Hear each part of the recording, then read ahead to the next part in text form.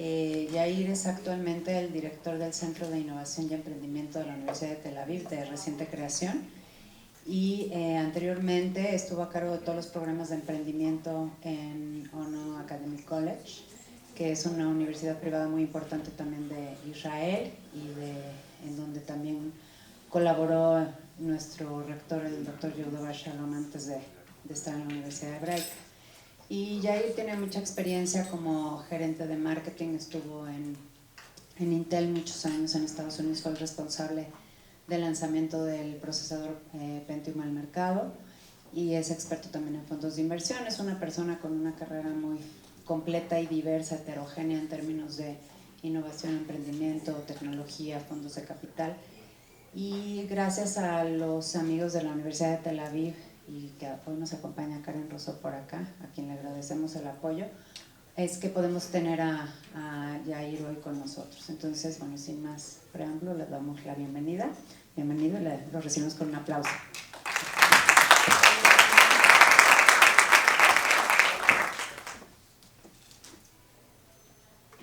Okay. Good afternoon. Thank you, everyone. Very glad to be here.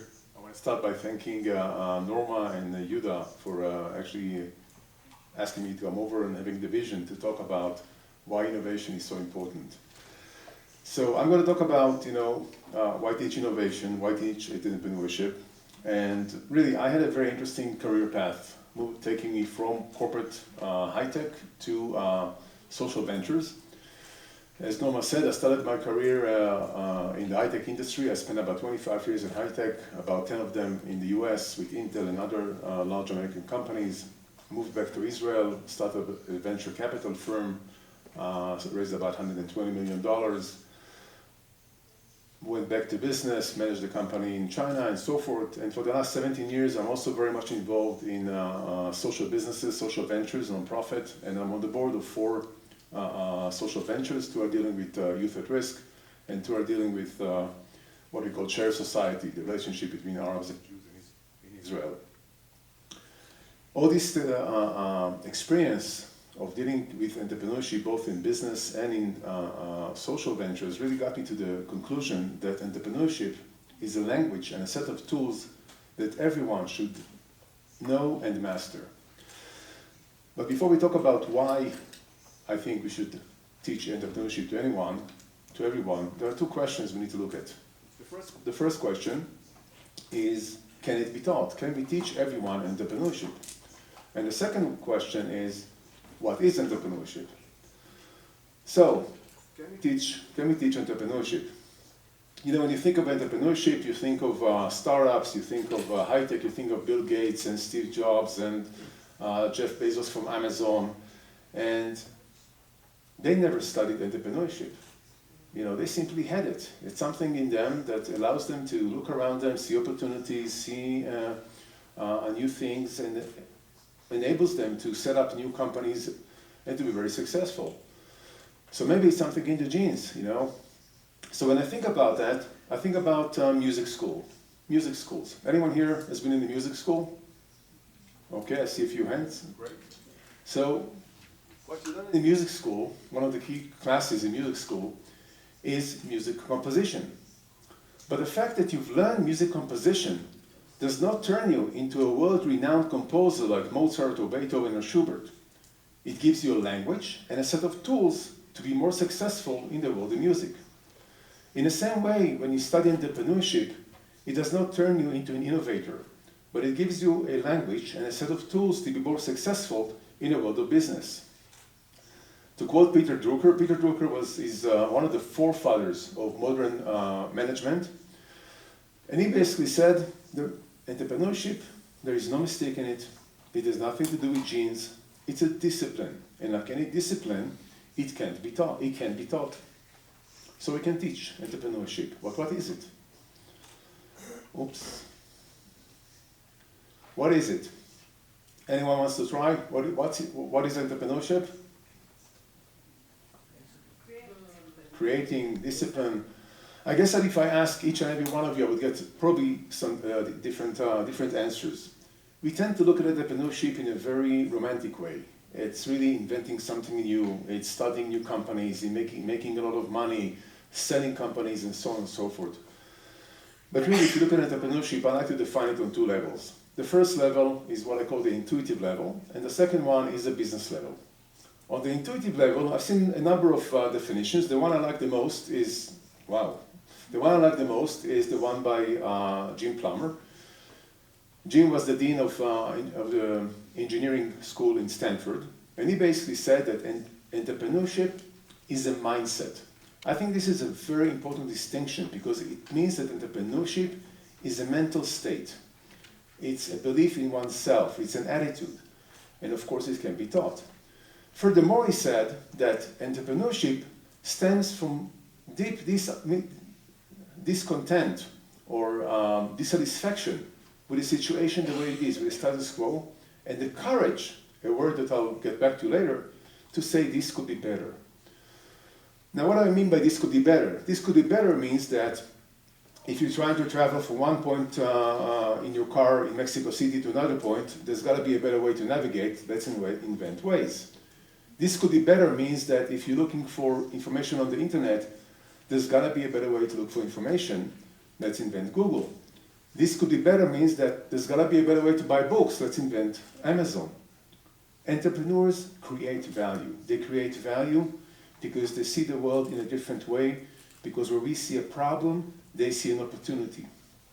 Sarah Blakely, for example, is a billionaire. She's a billionaire because she did not accept the world the way it is. It all started when she worked in a company where they required her to wear pantyhose to work, and she didn't like the way the pantyhose looked on her foot when she wore an open-toe shoe. So she cut off the bottom part of the pantyhose and eventually set up a company called Spanx, which is today one of the largest American intimate apparel companies. And it all started because she was not happy with the world the way it is and came up with other solutions. So this is entrepreneurship and entrepreneurs on the intuitive level. On the business level, there's an I here. You can define entrepreneurship in actually having two parts. The first part is identifying an opportunity or a problem or a need. And the second part is execution. To create value, you need to identify a very meaningful problem. A problem that people will be willing to make an effort either to consume it or to do something about it.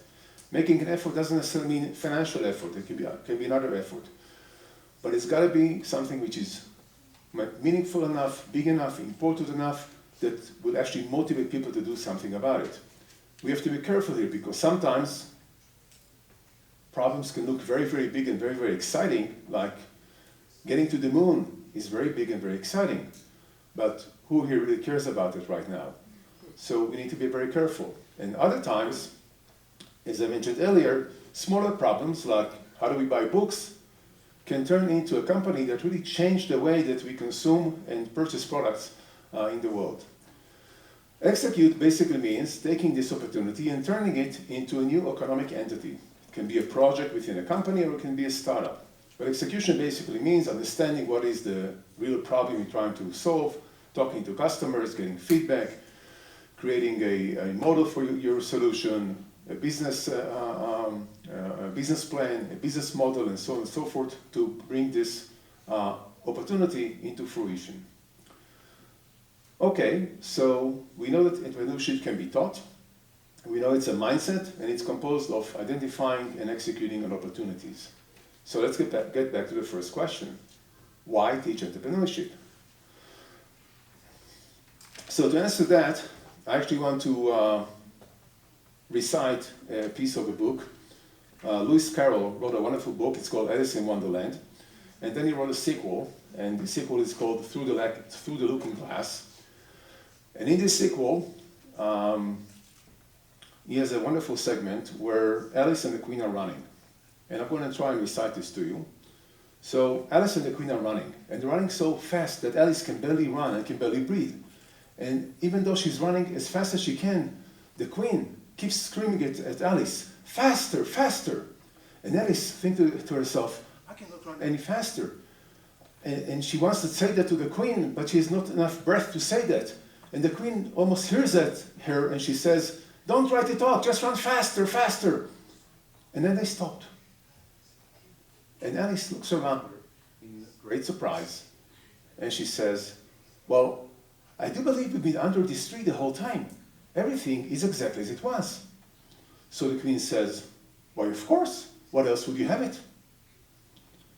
"Well," said Alice, "in my country, if you run as long as we have, as fast as we have, you would generally get to a different place." So the queen says, "Strange sort of country. You see, here, you have to do all the running you can do just to stay in the same place. If you want to get someplace else, you have to run at least twice as fast." Ladies and gentlemen, this is the essence of today's business world. If you want to be successful, you have to run at least twice as fast. And if you're not running, if you're not moving, you're basically staying in the same place. And in the business world, if you're staying in the same place, it basically means that you're going backwards. Kodak is a good example. We all know Kodak. Kodak invented film photography. The company was founded in 1888, a world leader in film photography, huge market power, huge market share. In 1975, an engineer at Kodak, Steven Sassoon, invented the digital camera. Kodak management was concerned that this is actually going to hurt their sales, so they actually hid this invention for years. Even when other companies invented digital camera and started marketing it, Kodak still believed that with their huge marketing power and marketing share, they can block the market and they can keep their market share. They elected to stay in the same place while the market was running twice as fast. And where is Kodak today? Virtually gone. You cannot stop running. You need to keep running, and you keep running as fast as you can, and if possible, faster. You need to find the ways to be faster than the competition. You need people who can look at the small pathways, the roads, and the big highways that can take you there much faster than the competition. However, it's very important to understand that when you talk about entrepreneurial mindset, you are not necessarily looking for the next big invention or something huge that's going to turn the company. Most times, it's the little things, the little ideas that make a huge difference. Let me give you an example. Southwest Airlines. Southwest Airlines is probably the world's most successful low-cost airline. I think they're actually the first low-cost airline in the world. And one of the key reasons for the long-time success is actually a very simple decision they took at the very beginning of the company. And this decision was to use only one type of aircraft. Think of how meaningful that is. This means that you only need to keep one set of spare parts. You need to train the technicians on only one technical support, only on one type of aircraft. You need to train your air staff, stewardess and pilots on only one type of aircraft. If you have a flight and you need to load customers and there's a problem with the plane, you just put another plane and it's all the same, no reseating, no problems. Huge impact, basically with a very, very small decision. So the question is, how do we get entrepreneurial mindset into companies? Why don't we see more of it? Well, I think one of the basic reasons why we don't see more of that is that most people, most employees and most people, don't have the self-confidence to say this could be better. When they see a problem, they see an opportunity, most cases they will think to themselves, well, maybe I don't understand it very well. Or maybe someone else already saw this, or it must be someone else that saw this already, and they said that this does not need to be fixing. They don't feel they have the license to say this could be better, and they don't have the self-confidence. Another issue is fear. If I point out a problem, maybe someone will be upset with me. Or maybe someone will laugh at me because I do not understand the situation. Or worse yet, they're going to ask me to fix it. I don't know how to fix it. So people don't, even when they see opportunities or problems, most times they don't say anything about it and they just bypass it. How do we change that? How do we instill entrepreneurial mindset in people? Well, the first thing we need to do is to address these issues. We need to enable people, and we need to give them the self-confidence and the ability to take risk and say this could be better. We need to give people the notion, the understanding, and the empowerment that they can say this could be better, and we will listen to them. It's not enough in this case just to tell people, yes, it's okay. You can tell me what you think. You can say this could be better. Companies need to role model this. This is something that needs to be role modeled from the top to the bottom. And role model in a way that everyone understands that they are really empowered to say this could be better. What do I mean by role model? Let me give you an example. So when I worked at Intel, Intel has 6 core values, and one of these core values is called risk-taking. I was working on a set of components, it's called chips in our industry. We had a product that was composed of 7 chips, very expensive, very difficult to integrate into electronic circuits, and we got into a very difficult market position. We were losing market share, and our solution was very expensive. And my boss, his name was Rajiv, identified this company, a startup in Taiwan. And basically this startup was working on developing a single chip, single component, and had we taken their component with 2 of our components, we can actually create a new solution which is much cheaper and better and regain our market share and be very successful. So he developed a business plan, and he went to management and present, and he said, look, yes, this is a startup, small company in Taiwan. We need to work with them, and if they're successful, we're going to take our market share back and be very successful. But I need 6 months. I need 6 months to work with them, and we need to invest $500,000 in today's money in this company. So management looked at the plan and said, fine, let's go do it. And for the next 6 months, Rajiv flew back and forth between Intel in San Francisco to Taiwan, and was working with the company and helping them develop the product. And after 6 months, he came back to Intel and came in front of management and said, we failed. The chip doesn't work. I don't see any way this startup can actually make all their promises that they've made. There's nothing we can do about it. We lost this project.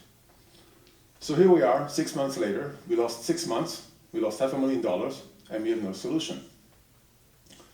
What happened to Rajiv? Rajiv received an Intel Divisional Excellence Award for exemplifying the value of risk-taking. Because that's the essence of risk-taking.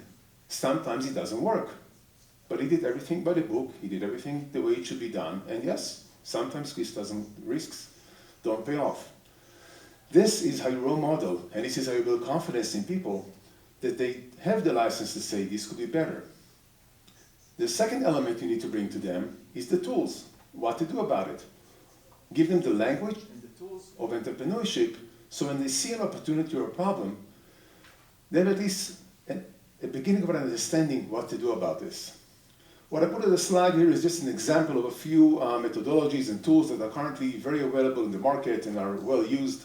In the middle, there's a book on design thinking, which is a methodology for generating new ideas and new concepts.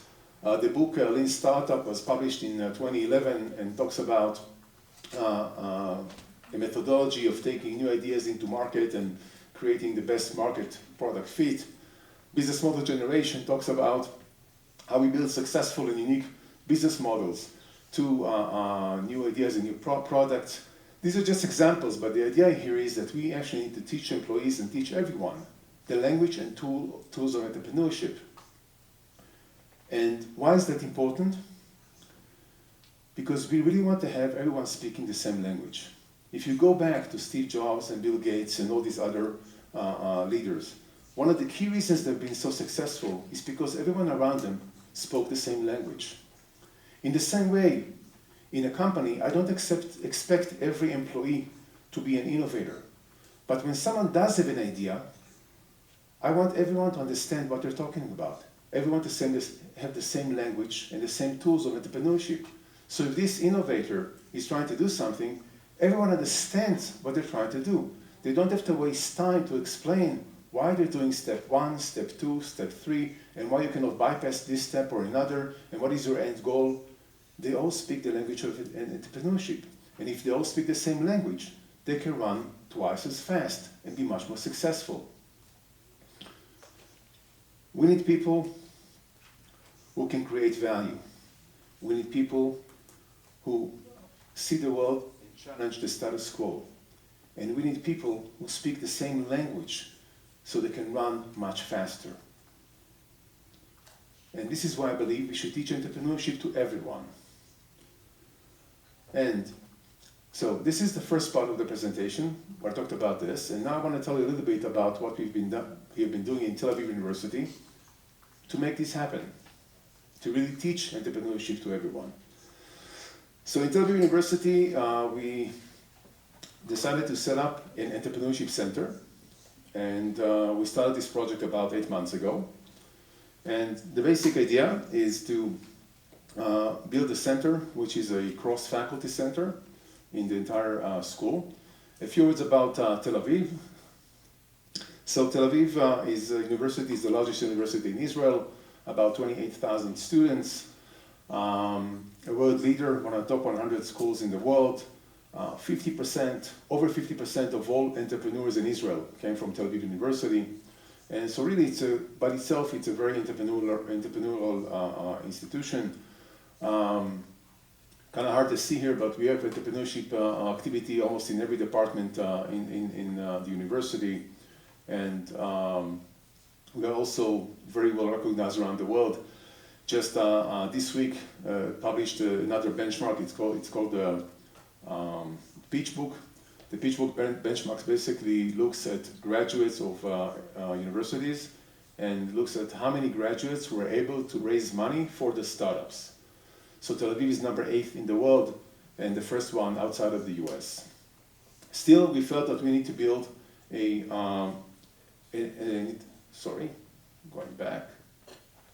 Still, we felt we need to build an entrepreneurship center to really bring about this concept that I've been talking about. And as we were set up to build this center, we actually had 3 main building blocks, 3 main concepts. The first concept is what I explained here today. Entrepreneurship is a discipline. Everyone can and everyone should study entrepreneurship. The second concept said that really entrepreneurship is a discipline that for the most part came from the industry. And if you want to be successful, we need to bring the industry into the university. And we need to build our teaching of entrepreneurship around problems and real issues of the industry in the broader sense, so it's government, private, and social. The third element is how we're going to do this. We're going to do this using by multidisciplinary and multicultural teams. I think this is very clear, but when you put in one room a student for philosophy and for medicine and for engineering and for law, it's not the beginning of a joke, it's the beginning of a new idea because everyone brings a very different perspective to the table. So these were the 3 principles. Everyone should and can study entrepreneurship based on real industry problems using multidisciplinary and multicultural teams. And for that, we actually built a structure of 3 layers. And the first layer is the education layer. We built a program that has 16 credits, 16 academic credits, which is offered to all students in Tel Aviv University. And this program is composed of 8 credits of fundamentals of entrepreneurship, which are common to all types of entrepreneurship. And the second 8 points are actually specialization. You can focus on business entrepreneurship or social entrepreneurship. The second, so actually we had, in this program we have 4 different programs that you can specialize in. I kind of jumped ahead. So first one is the business high-tech entrepreneurship, the social entrepreneurship. We have a special program based on the design thinking economy entrepreneurship, and a 4th program which is more of an eclectic program that has different classes in entrepreneurship. But the bottom line here, which is pretty amazing and very, very unique, is that as of next year, every student in Tel Aviv University can study entrepreneurship as part of their degree. This means that if you're studying philosophy, and philosophy is a 3-year degree of 120 points, credits, you can actually elect to study 104 credits in philosophy and 16 points in entrepreneurship. It's almost 15% of your degree, so it's quite a lot. This was this slide. Okay, getting ahead of myself. So that was the education layer, which is going to start working next year. The second layer is what we call the experiential layer. And the idea there is what I talked earlier about bringing the industry into the academia, is to really enable students real-life experience and real-life interaction with industry, building projects, building competitions, final year projects, courses, all around industry, real problems. Another element there, which we think is very important, is the issue of soft skills. There was a very interesting article that was published by Google about 2 years ago, and they were trying to understand or better predict how to hire employees that are going to be successful in Google. So they looked at people that they've hired 5 years ago, and they looked at how they're doing in the company today, and look at those employees that have been very successful, and analyze who are the employees that have been very successful in Google. Well, interestingly enough, it's not those students who came to Google with a GPA of 100% in computer science. It's those people who came to Google with soft skills, with the ability to deal with conflicts in teams, with the ability of effective presentation, and all these soft skills that are acquired in companies. So we, in the experiential layer, are going to provide our students quite a few workshops, free workshops, teaching them these soft skills. So, and the third layer, one more point. Also in the experiential layer, one of the things we're going to take advantage of is our alumni, and we're actually going to bring in hundreds of mentors. These are experienced business people who have volunteers to come and work with our students on their projects and basically mentor them as they work on the project. This is also very important as you think about integrating academia and industry, is bringing experienced industry people into academia, working with the students in the classes, and bringing them some of their experience and knowledge from the industry. So, first layer is academic layer, second layer is experiential layer, and the third layer is venture layer. And in this layer, basically, we have two institutions, and these are basically venture capital funds, like Tau Ventures. It's a venture capital fund that invests in ventures or startups that at least one of the founders is either a student or a graduate of Tel Aviv University.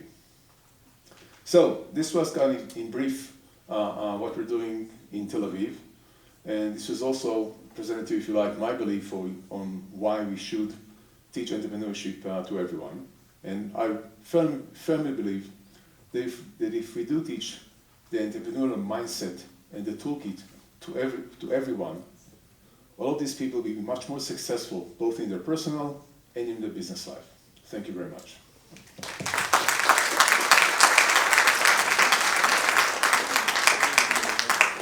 Gracias a Yair. Bueno, abrimos el micrófono por si tuvieran preguntas. La pregunta la pueden hacer en español, si alguien no se siente cómodo con inglés, y lo traducimos para Yair. No sé si me prestan un aparatito de... Bueno, yo trataré de traducir, sino de traducción simultánea para en caso de que sea necesario. Okay. Por allá, Sara. Voy. So you can listen to the question. Yes, I'm sorry. I didn't touch you.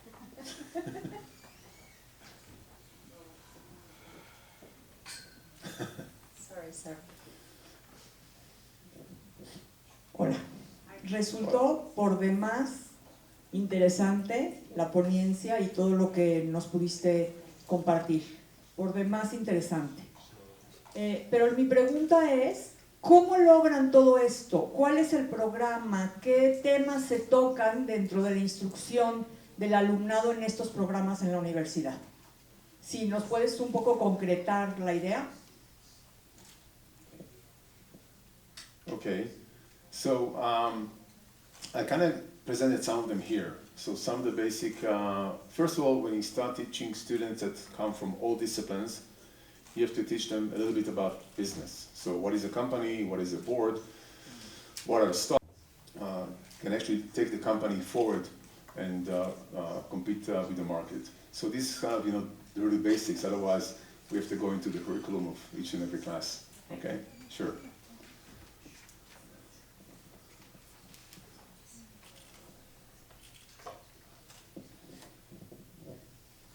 Una pregunta, nada más para disipar una duda. ¿Se puede hablar de una evolución del emprendimiento y traspasarlo al emprendimiento social, o es sumamente distinto? Porque en el caso mexicano se están tomando algunas medidas dirigidas hacia el emprendimiento social, pero a nivel mundial, ¿cómo se esquematiza? ¿Si es diferente o viene un proceso evolutivo? Muchas gracias.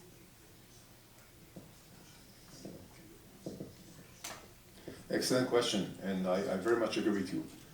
Entrepreneurship by itself is the same, it's agnostic. It can be social entrepreneurship, business entrepreneurship, political entrepreneurship, environmental entrepreneurship. They're all the same, the basic is the same, so the fundamentals, and kind of, once again, I'm repeating myself, but lean startup, business model canvas, all apply to all kinds of entrepreneurship.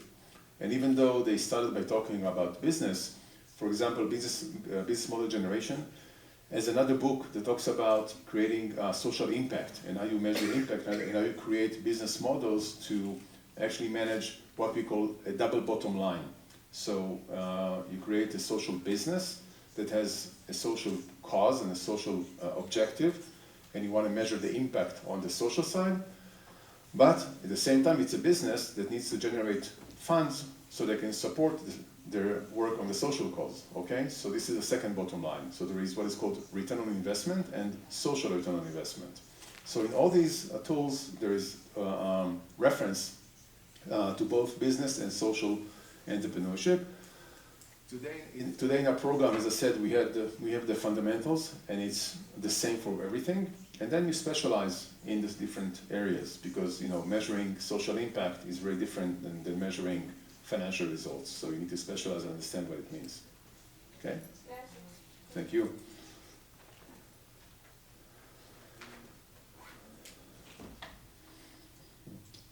Ayer, con el apoyo de los amigos de la Universidad de Tel Aviv, que Karen está acá, estuvo también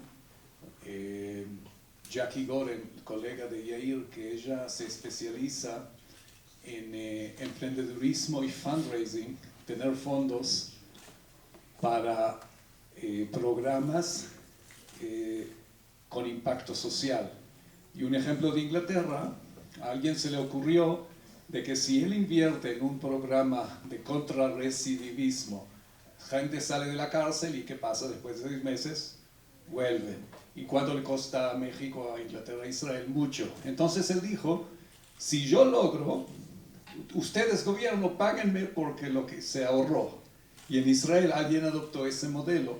Entonces eso es moverse de filantropía a un programa que tiene impacto social y le decís al gobierno, te conviene hacer mi programa que, digamos, educa a los jóvenes, no estar en drogas y por eso vas a ahorrar, etcétera, etcétera, y así recibir de vuelta. O que el business, el que da donaciones, sabes que vas a ganar, porque muchas veces lo que los emprendedores sociales no sabemos crear un producto que en realidad vuelva, y en la Universidad de Tel Aviv sí te enseñan eso, y eso lo dijo Yair muy claro. Es lo mismo, porque tiene que haber una lógica y moverse de la filantropía, lo explicó ayer Jackie, de filantropía a un pensamiento de negocio que mide el impacto social como también el impacto del bottom line. Si invertís, querés ver tu dinero creciendo, y en estos buenos programas se puede lograr. Thank you, Dan. Thank you very much. Any other questions? Yes, wow, up there.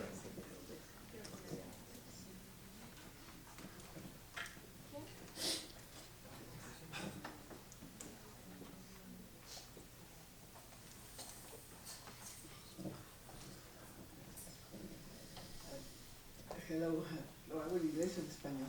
English is great. Okay. Well, which is your experience so far? How many people have left this your program and have created Startups. social business? Do you have a metric for that? Okay. So first of all, none, because we're just starting. We're going to start, the school year in Tel Aviv University starts in October 27th, so this is going to be the first year. But I will answer your question in a different way. Establishing this entrepreneurship center, it is not my objective to create entrepreneurs or to create startups. My objective is to create a mindset change in the student minds. So when someone graduates from the university and they go to the workplace, whether it be social or business, and they see an opportunity or a problem, they look at it through the prisma of the entrepreneurial mindset and toolkit that they've studied. And if they do that, they'll come up with much better solutions and also be much more successful in what they're doing. So my objective really is a mindset change in the student minds. We're now actually setting up a team to figure out how to measure that, because it's much more difficult to measure. You know, it's very easy to say, you know, how many startups came out from Tel Aviv and how many were successful, how many not. These are all nice numbers. But changing mindset, it's something that it's difficult to measure. So we actually set up a team of professors who are looking at methodologies, how do we do that, and how we look at our students when they start, and in the middle, and when they finish, and 3 years after, and so on. Thank you very much. I will say one more thing, that if you look at today's generation, you see much more interest in social ventures. I think that what is called the Z generation, there was research showing that I think 10 or 50% of them are looking to actually be involved in social causes, which is a huge number compared to what we used to.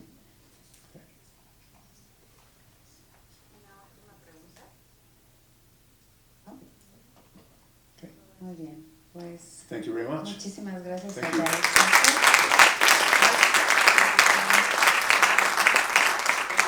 Sakov. Le vamos a hacer entrega de su reconocimiento. Si tenemos por aquí. Yehuda.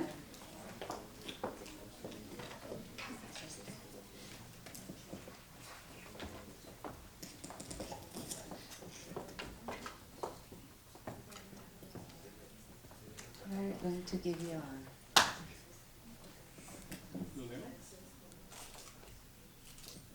Lo leo para que él entienda que recibe.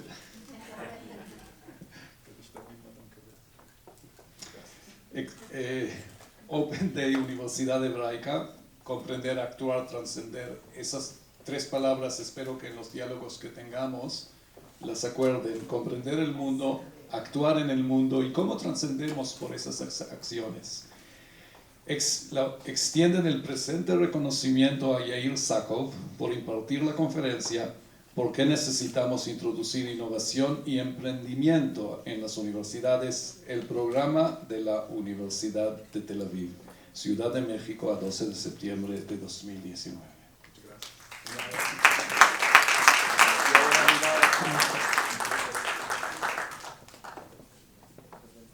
No sé a dónde miro.